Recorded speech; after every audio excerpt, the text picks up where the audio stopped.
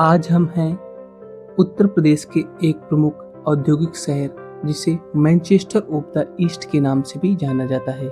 जी हाँ, हम हैं कानपुर में और आज हम आपको लेकर चल रहे हैं एक ऐसे स्थान पर जिसे ब्रह्मांड का केंद्र माना जाता है। वह स्थान बिठूर में स्थित है ब्रह्मकुटी।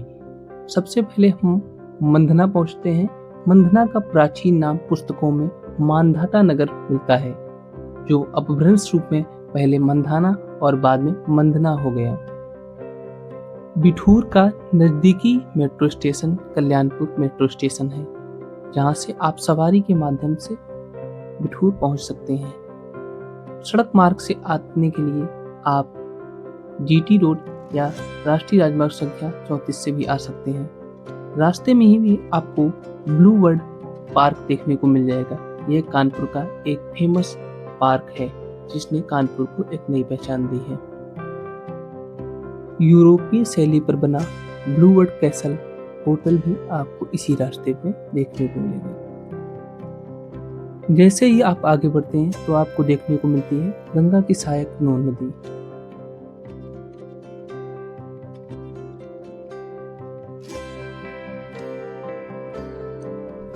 रास्ते में ही आपको हनुमान जी का एक प्रसिद्ध मंदिर भी देखने को मिलेगा, जिसे श्री हनुमत बालाजी धाम के नाम से जाना जाता है। साईं दरबार यहाँ का प्रसिद्ध मंदिर है, जहाँ पर भक्त अपनी मनोकामना लेकर के आते हैं। आगे चल के माँ पीताम्बरा देवी का मंदिर भी बना हुआ है, जो कि आस्था का एक केंद्र है। बिठूर में जैसे ही आप प्रवेश करते हैं तो सर्वप्रथम आपको देखने को मिलता है मनु द्वार। मनु महारानी लक्ष्मीबाई के बचपन का नाम था। उनकी बाल्यावस्था का अधिकांश समय बिठूर में ही व्यतीत हुआ था। चुंगी चौराहा बिठूर का एक प्रमुख चौराहा है, जो इसे कानपुर के बाकी हिस्सों से जोड़ता है। यहाँ पर आप झांसी की रानी महारानी लक्ष्मीबाई की अश्वरोही प्रतिमा भी देख सकते हैं, जो अपने आप में इतिहास को जीवंत रखे हुए है। यहाँ से थोड़ा आगे ही महर्षि वाल्मीकि का वह आश्रम है, जहाँ पर भगवान श्री राम और माता सीता के पुत्र लव कुश का अधिकांश समय व्यतीत हुआ था। यहीं से आगे ब्रह्मावर्त रेलवे स्टेशन भी देखने को मिलेगा।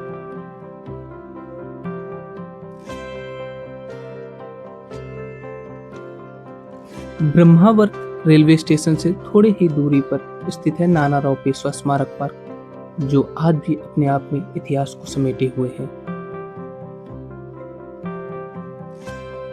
यह है ब्रह्मावर्त द्वार और यह है महाकालेश्वर द्वार। इनके माध्यम से आप क्रमशः ब्रह्मावर्त घाट और पत्थर घाट की ओर जा सकते हैं। बिठूर की इन्हीं गलियों से होते हुए हम अपने गंतव्य स्थल तक पहुंचते हैं, जो कि है ब्रह्मावर्त घाट।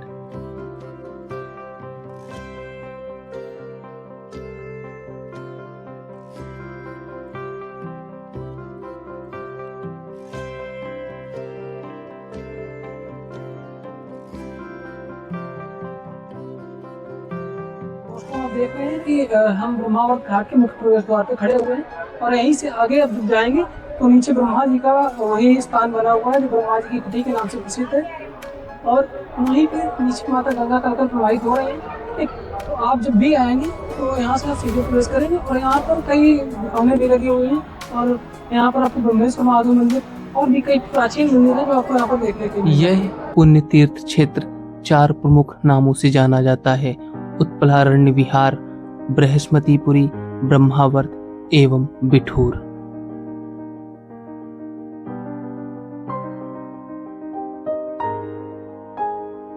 स्थानीय मान्यता के अनुसार बिठूर में कभी 52 गढ़ों के राजा आया करते थे और गंगा तट पर 52 प्रमुख घाट हुआ करते थे।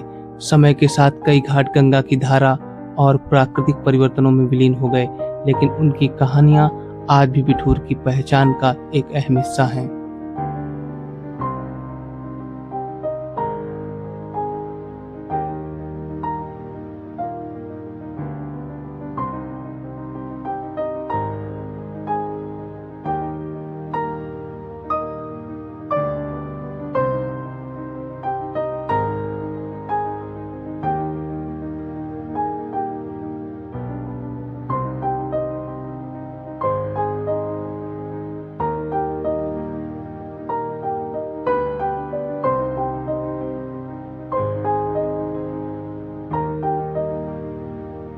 घाट की तरफ आगे बढ़ने पर आपको दीवार पर हंस वाहिनी माँ सरस्वती, मकर वाहिनी माँ गंगा और सिंह वाहिनी माँ दुर्गा के सुंदर चित्र दिखाई पड़ते हैं।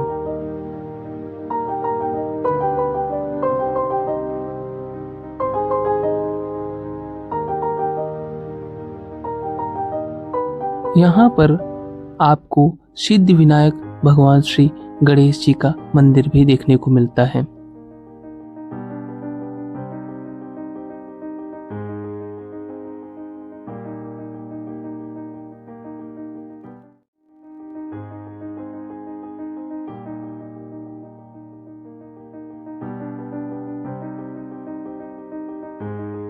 सीढ़ियों से नीचे उतरते ही हमें सामने गंगा जी का साफ, स्वच्छ और निर्मल जल दिखाई पड़ता है, जिसमें कई श्रद्धालु अपनी आस्था की डुबकी लगा रहे हैं।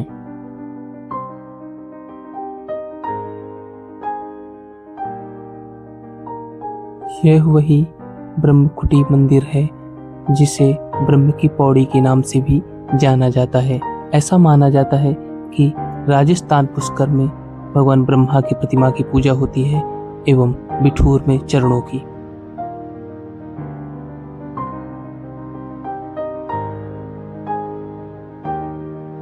ब्रह्म संहिता में कहा गया है कि ब्रह्मावर्त समम क्षेत्रम नास्ति भूमंडले क्वचित्, अर्थात ब्रह्मावर्त के समान कोई दूसरा क्षेत्र नहीं है, यह पृथ्वी का केंद्र बिंदु है।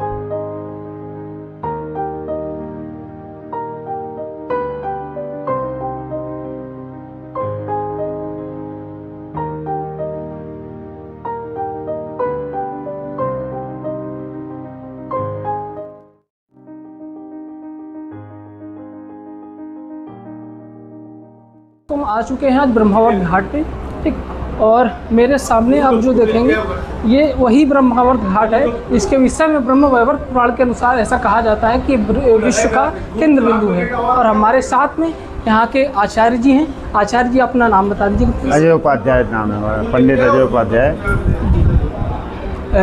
क्या ब्रह्मावर्त घाट के विषय में क्या ऐसी मान्यता है कि लोग इसको कहते हैं कि हाँ ये विश्व का केंद्र बिंदु है? और ये क्या ब्रह्मा जी की खड़ाऊ है जी?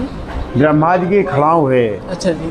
भगवान विष्णु ने जब ब्रह्मा जी को मनुष्य उत्पत्ति के लिए ब्रह्मा जी ने पृथ्वी लोक पे भेजा है, तो ब्रह्मा जी ने पूरी दुनिया का भ्रमण किया है।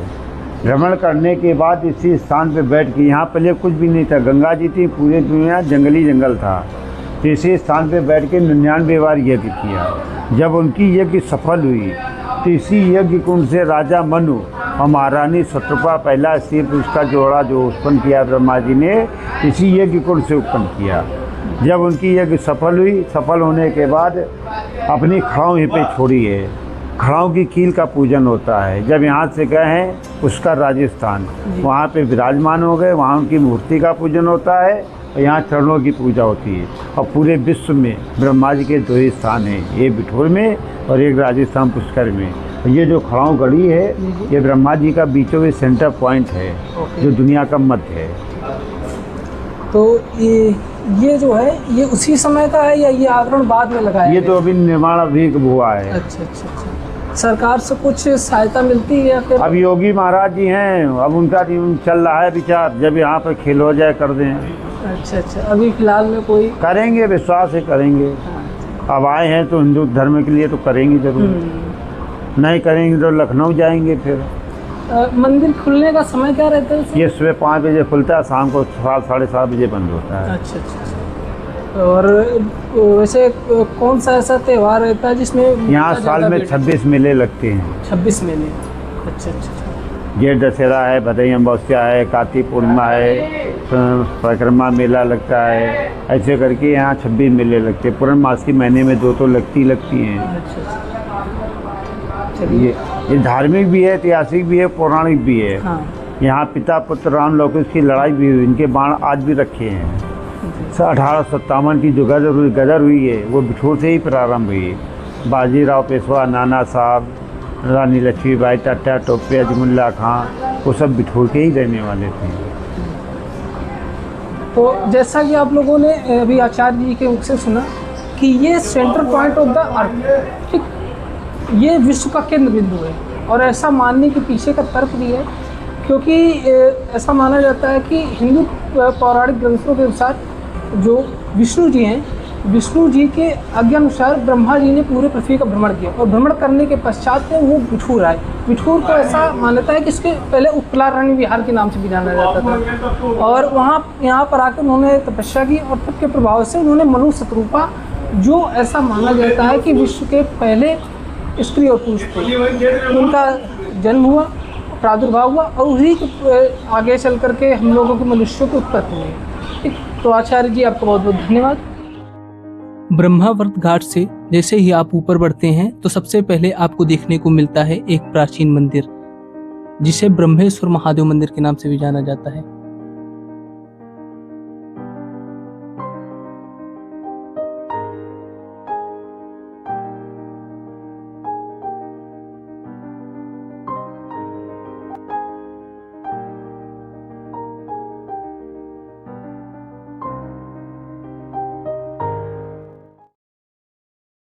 ब्रह्मेश्वर मंदिर में स्थित शिवलिंग को ब्रह्मा जी ने स्वयं अपने हाथों से बनाया था।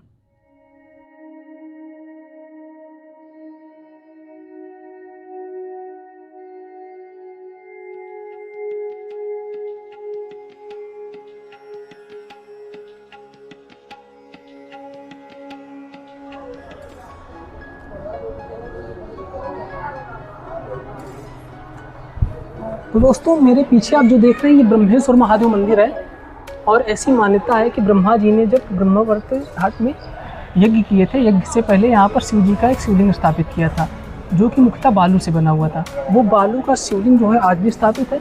आइए आपको दिखाते हैं।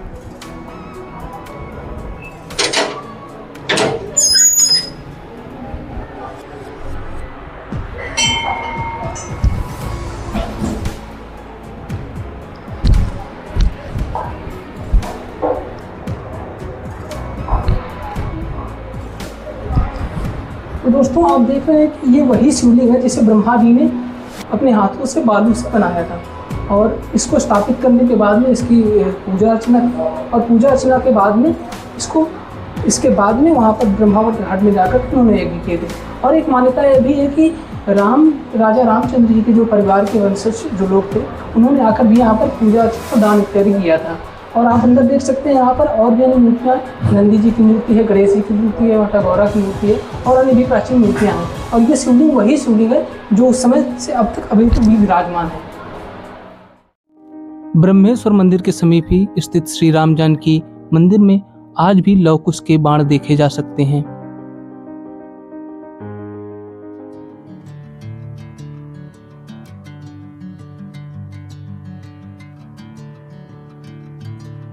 बिठूर में आज भी कई जगह आपको पुरानी जर्जर इमारतें देखने को मिल जाएंगी, जो इतिहास के अनछुए पहलू की गवाही दे रही हैं।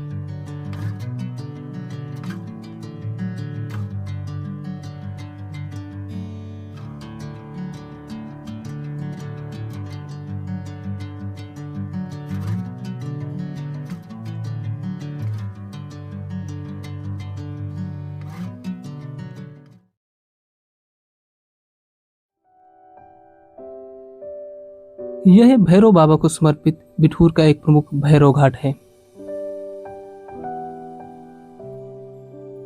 यहाँ पर स्थित भरत घाट और कौशल्या घाट भी प्रमुख घाटों में से एक है। जैसे जैसे हम आगे बढ़ रहे थे वैसे वैसे घाटों का सिलसिला भी आगे बढ़ता जा रहा था।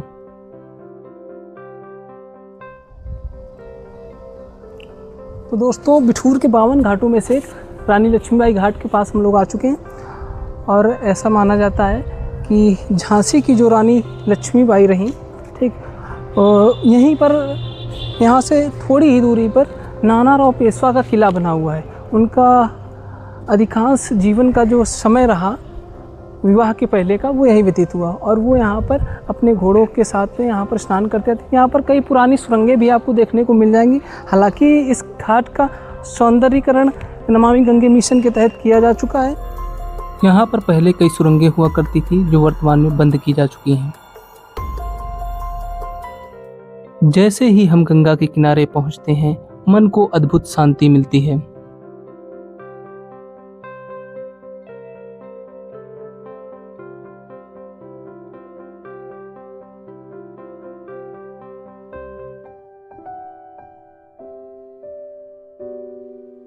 बिठूर की इन्हीं गलियों से होते हुए हम धीरे धीरे पहुंचते हैं एक अन्य घाट पर, जिसे छप्पर घाट के नाम से जाना जाता है। बिठूर में ही एक और घाट पे छप्पर घाट जिसे बोलते हैं, ठीक। और ये सामने मेरे आप देख सकते हैं, ये गंगेश्वर महादेव मंदिर का ये प्रवेश द्वार है। और यहीं हम आगे चलते हैं और देखते हैं कि ये क्या है, यहाँ पर मंदिर की मान्यता और कैसा है वो घाट।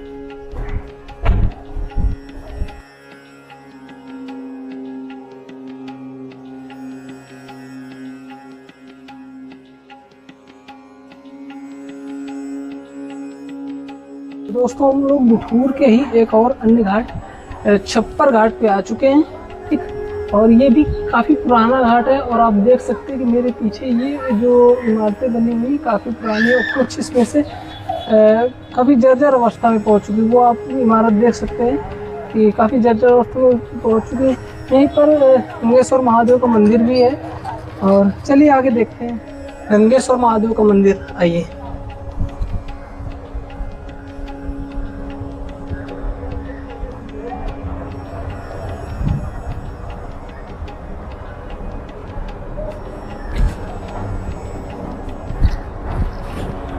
गंगेश्वर महादेव मंदिर और अभी इस पे ताला बंद है। बाकी आप आइएगा तो सुबह ये ओपन रहेगा। यहाँ पर कई ऐतिहासिक इमारतें आपको अपनी मूल स्थिति में आज भी देखने को मिल जाएंगी।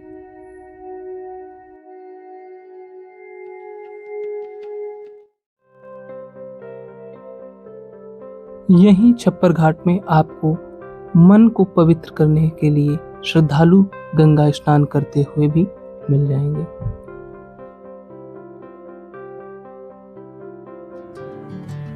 ब्रह्मावर्त घाट के समीप ही राम घाट देखने को मिल जाएगा।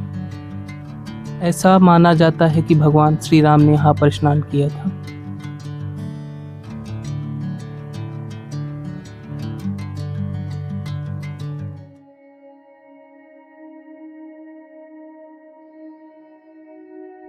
इसके बाद हम पहुंचते हैं पत्थर घाट।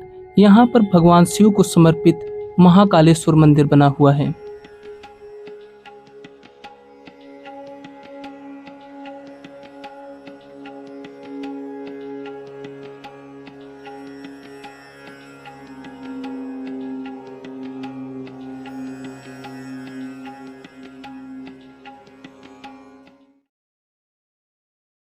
आज हम आ चुके हैं बिठूर के एक महत्वपूर्ण स्थान।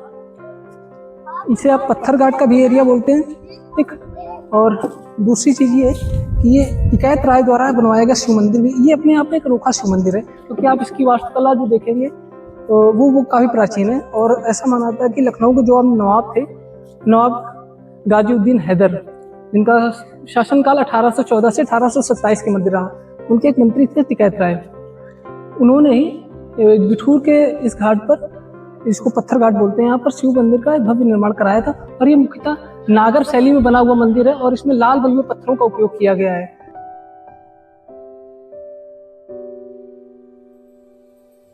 सीढ़ियों से होते हुए हम धीरे धीरे मंदिर के मुख्य परिसर की ओर बढ़ते हैं।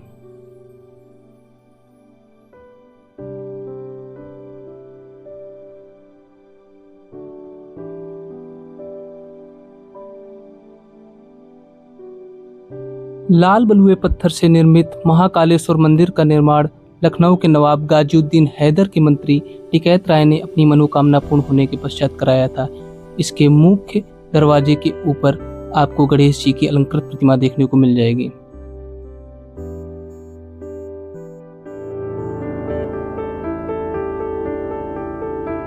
मंदिर के गर्भगृह में स्थित शिवलिंग कसौटी पत्थर से बना हुआ है।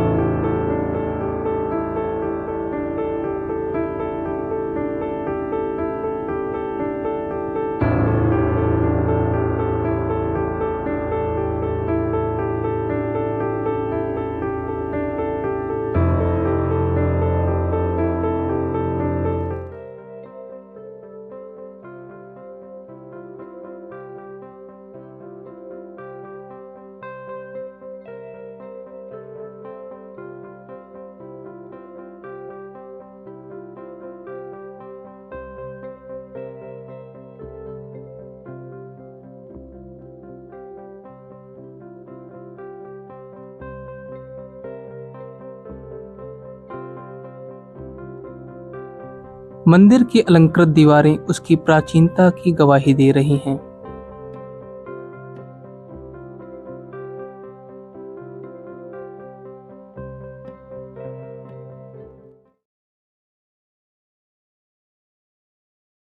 इसके विषय में संक्षेप में जानकारी के लिए हमारे साथ आचार्य जी इनसे जानकारी करेंगे। नमस्कार आचार्य जी, आपका शुभ नाम क्या है? नरेश। तो बाकी क्या मंदिर का इतिहास है, इसके विषय में जानकारी आप मुझे देना चाहें? 400 साल पुराना मंदिर है। ये 4 साल पुराना। हाँ, राजा महाराजा स्नान करने आए थे गंगा से, तो उनके संतान नहीं हुए तो मान किया, उनके संतान हैं तो ये निर्माण वही कराया है। अच्छा, ये उसी समय का मंदिर बना हुआ है। हाँ, उस समय क्या है।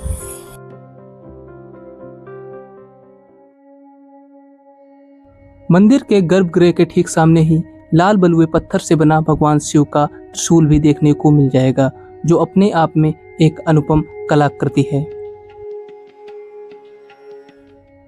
मंदिर में सरकार के द्वारा रिनोवेशन का कार्य भी तेजी से कराया जा रहा है।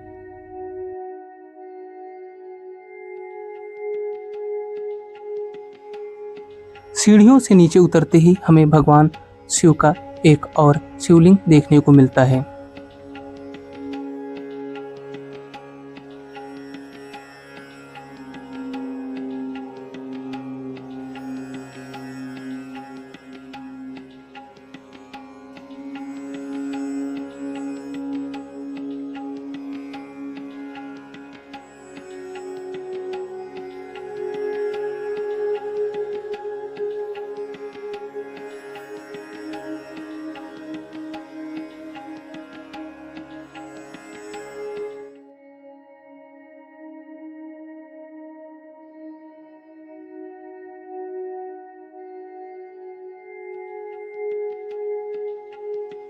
मंदिर के निचले हिस्से में हमें हनुमान जी एवं राधा कृष्ण की मूर्तियां भी देखने को मिलती हैं।